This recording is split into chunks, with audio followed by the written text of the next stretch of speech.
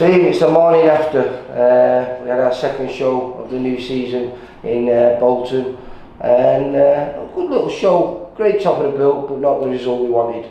Yeah, you know, second show, as you say, in 2 weeks, got 3 more to do. I'm already feeling tired. Sunday morning now, dog's been took for a walk, I've had a full English, and I'm smiling because I'm shooting to Portugal for a few days. But no, you know, they're harder and harder, these shows to make. You know, we did have a 10 fight card, ended up with 6 last night, and a couple of late replacements where we had to give weight away, and obviously that made for not the exciting fights that we want to deliver. And obviously the top of the bill is where we're trying to deliver now, and it did deliver, but not as we wanted, and it didn't go as far as we expected. But going through the card, it opened up with Kevin Mazakis making his debut against Jake Darnell.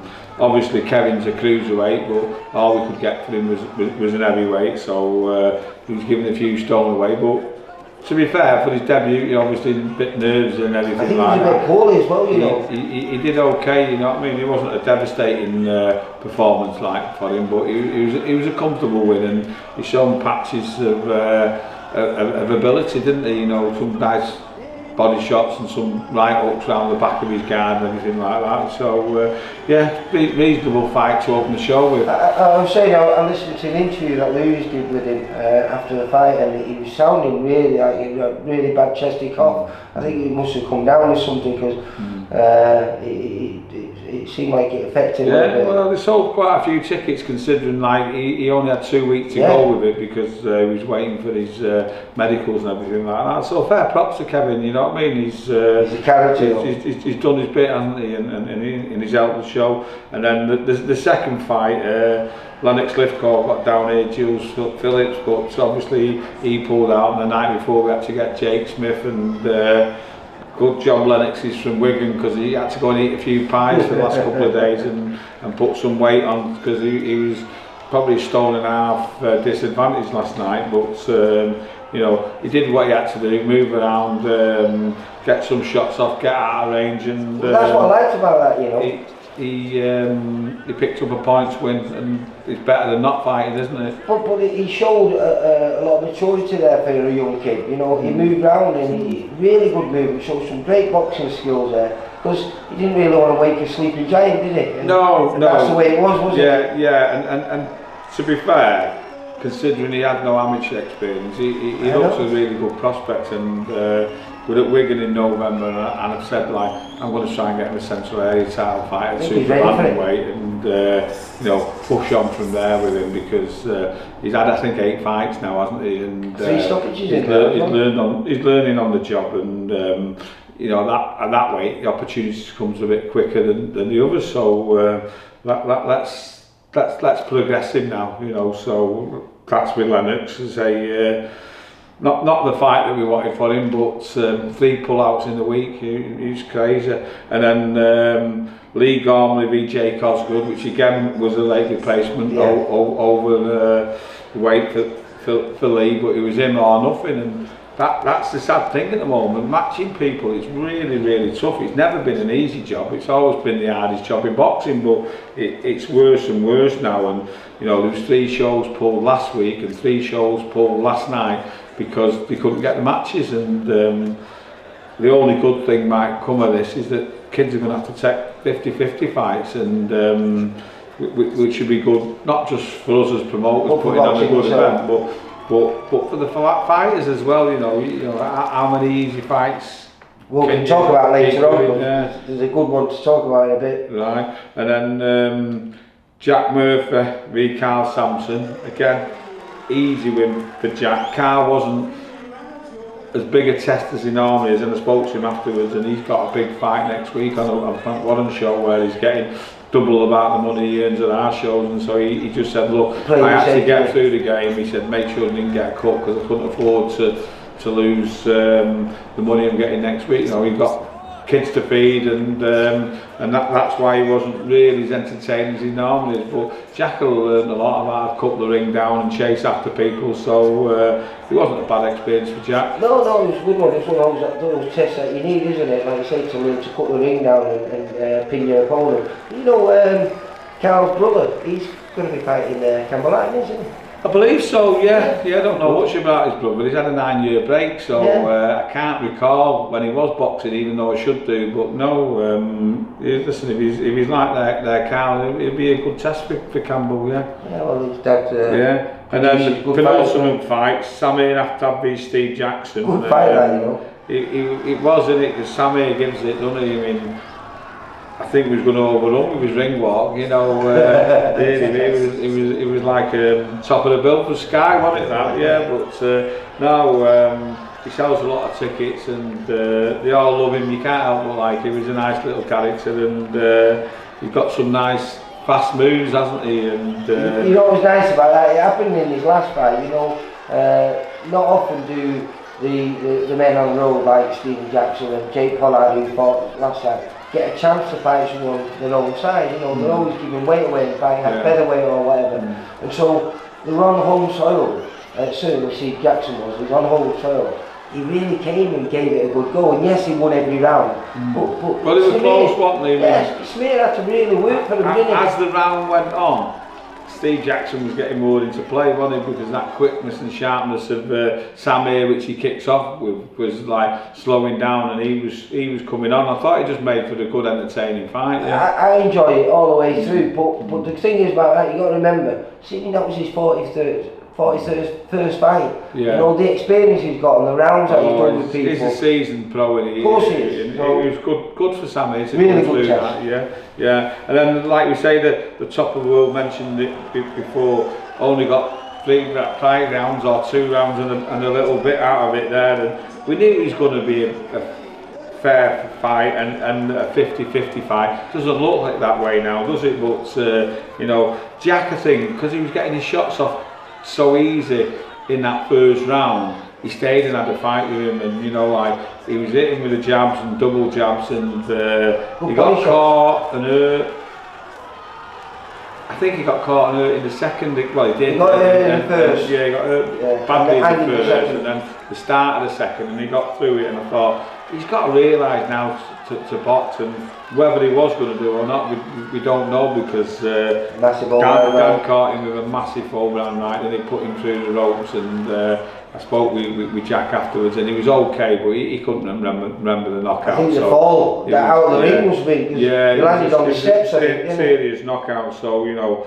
I was expecting that to be 10 rounds, and you know, after the first 2 I thought it's going to slow down this, because I didn't expect it to set on fire as early as it did. I was hoping that Jack would be boxing and moving, and we've seen him do that in the past, but I think because he was getting those successes, he stood and traded, and you hit me, I hit you. It wasn't working for him, because Dan's a strong kid, and obviously he can punch a bit harder than I thought he could, because I say every lump that he threw at Jack, didn't he? But you know, for the fans, it would have been a shootout.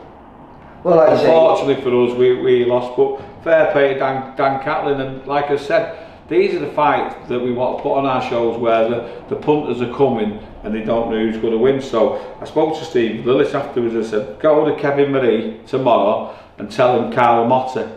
Oh, that'd be good, wouldn't it? You know what I mean? And that's a great 50-50 fight. Who's going to win that? Could do it at Bolton in December, and it's an opportunity again for Dan to defend his title, and it's an opportunity for Kyle. He's been out for like 12 months, hasn't he? So it'd be a big step up for him to come back, but he's got the ability, and for me, it's another 50-50 fight where people are going to go, who's going to win that? You know, and that's what we want on these VIP promotions. So hopefully they'll take that, and we'll have another good top of the bill on our Bolton card in December. Yeah, I look forward to that one. We had a little bit of interest on that box-off show. We had 3 fighters involved, 2 fighting one another, and we had Levi Smith fighting one of the elite boys. Yeah, it was a shame really that I couldn't get over there, because I love that concept. You know, it was London v Birmingham and Manchester v Yorkshire, all winning points for their counter,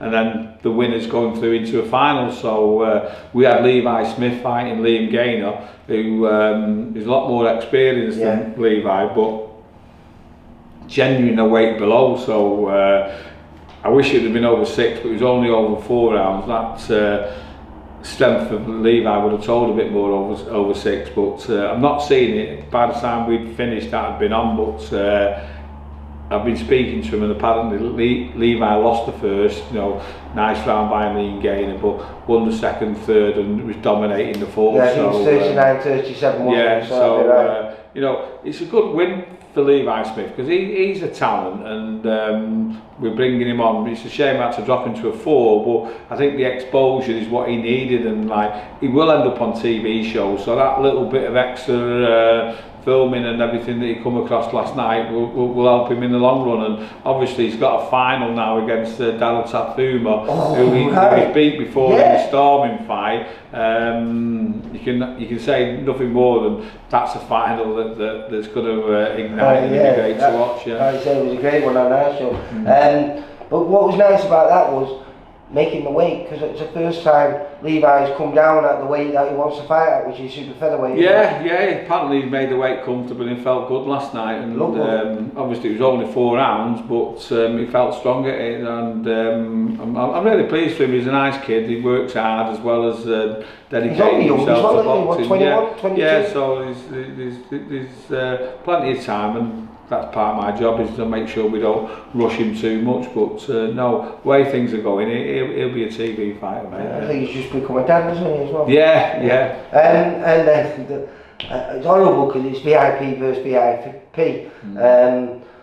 But it was Jake Goodwin against Reece Woods, and I think going into that fight, Jake Goodwin was a massive favourite in that fight, and Reece Woods gone and done it again, caused a massive upset. Yeah, do you know what? I watched that fight, and we had the opportunity of making that on one of our shows just after Reece had drew with Owen Kirk, and Jake's opponent, forget who he was now, pulled out. We ended up bringing a foreigner in, because at the time it weren't really a fair fight, you know what I mean? I didn't want to put Reece in over his head, but But he still said yes, though, didn't he? Jake got beat, and then it was like, it does make sense this now. It's more of a fairer fight than what we thought it was. And I watched last night, and Jake Goodwin won the first comfortably. He probably got a knockdown because Reece touched the floor, but they didn't call it that. But in the second round, and what we was hinting about before, comes to experience that Reece Wood has been in hard fights and struggled and come through them, and he's won fights that he shouldn't have won, like Casey Brown, and last night that experience told for him, didn't he? You know what I mean? He had that torrid first round, but he's come out losing there, and when he hurt him, fair play, he didn't stop throwing, did he? You know what I mean? And I feel sorry for Jake, but I'd have felt sorry for Reece if it had been the other way round. And as I say, when we put the VIP kids in together, you get a good fight. And again, it's only 2 rounds, but it was a good fight, wasn't it? No, like you say, I think it was his 9th fight for Reece Woods, and I think he's been in 4, maybe 5, 50-50 I don't think fights. he's had as many as 9 now, but I think he's 6-2-1 now. Is there? Yeah. But listen. The thing with him, he loves it, doesn't he? And he's nearly as much as his trainer, right? I know. I watched the interview afterwards there and everything like that. And do you know what he looked like? It's good to see, isn't it? Do you see him? He's got his glasses on. He looked like Poochie. Did he? Yeah, he looked like Poochie with the bald head and a set of glasses, and he actually looked intelligent. Poochie with a bit more weight on it. It's not been the greatest of weekend, but it was a good weekend, and we're back at Liverpool next week. We've got another title fight, so we'll go through that. Great title fight again, decent undercard. I've lost 2 fights, so at the moment I'm down 5 fights on there, so I'm looking to get a couple of my Liverpool kids out on that show. But if not, it's only a small venue, and we've got a 10 round central area, 2 Liverpool kids against each other, so it'll still be a decent show. But if we can get a couple more fights on, or even 1 more fight from the Scousers, we'll do that. Bearing in mind, we're back in Liverpool. Well, we got a Durham, don't we, the week after that, and then we're back in Liverpool, and that's looking into a great card now. We've added Brad Ray, who's took a load of tickets, and we've added Levi Barnes, who had a fantastic performance of a week and all because that. You put Thomas Verdi on the Durham show, haven't you? Yeah, Thomas has gone to yeah, it's just because the young kids, and you know, we just wanted to get out one more before we go back to Blackpool in December. So little 4-rounders, slip them in there. As I say, Liverpool, we're back there twice in the next 3 weeks, and two belting shows, new little venue for us, which will create some atmosphere, and touch wood, they're selling well, and you know, we'll hit it off there and in Durham as well, and then I think I get a week's break, don't I? So looking forward to that. And we have 2 weeks off, and then we're back in Wakefield, so the madness continues, mate. Yeah, it carries on, doesn't it? But thanks for coming out on a Sunday morning for us, Lee, and we'll catch you up Thursday. We'll tell everyone what's happening at Liverpool on the 23rd. Yeah. All right. Okay, mate. See you later, mate. Thank Bye. you. Bye. For all boxing info, news and latest interviews, amateur and pro, across the north, click and subscribe. VIP Boxing Promotions. Also Twitter, Instagram and Facebook.